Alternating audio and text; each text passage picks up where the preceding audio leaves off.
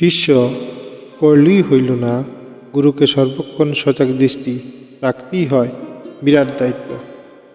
জয় গুরু, জয় রাম। একদিন দুইজনে আইসা প্রণাম কইরা নিবেদন করল তারা দুইজনেই সন্ন্যাস মন্ত্র দীক্ষা গ্রহণ করতে চায়। ঠাকুর বললেন, সর্বমন্ত্র সার নাম, অতএব নাম মন্ত্রে দীক্ষা নেন। তাছাড়া নচরবান্দা সন্ন্যাস মন্ত্র দিতেই হইব।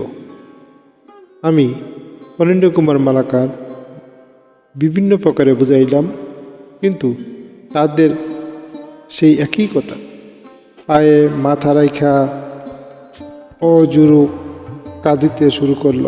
অবশেষে কইলাম, 7 দিন পরে আইসেন, আমি দেখি কি হয়।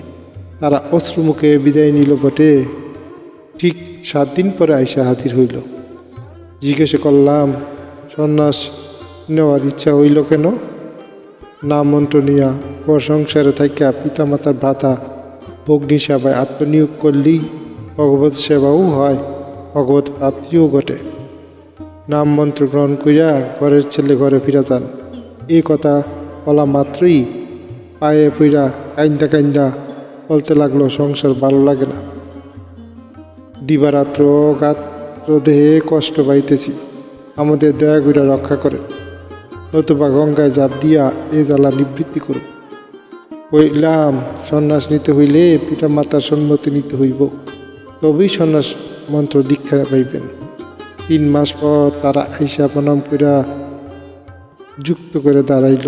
জিজ্ঞাসা করলাম, কি সংবাদ, পিতামাতার সম্মতি দিছেন কি? বললেন, 1 শর্তে সম্মতি দিছে, মধ্যে মধ্যে আইসা দেখা করতে হইব। বেশ, তাই করবেন। মধুদা প্রশ্ন করলেন, বাবা, নতুন সন্ন্যাসীদের দণ্ড কমণ্ডল ধারণ করেননি? ঠাকুর ধারণ করেছে। নবদ্বীপদা বললেন, বাবা, শুনেছিলাম আপনি সন্ন্যাস মন্ত্র নেবার পর বহুকাল তুলসী মালা এবং শঙ্খের মালা জপ করেছিলেন, তাহা কি সত্য?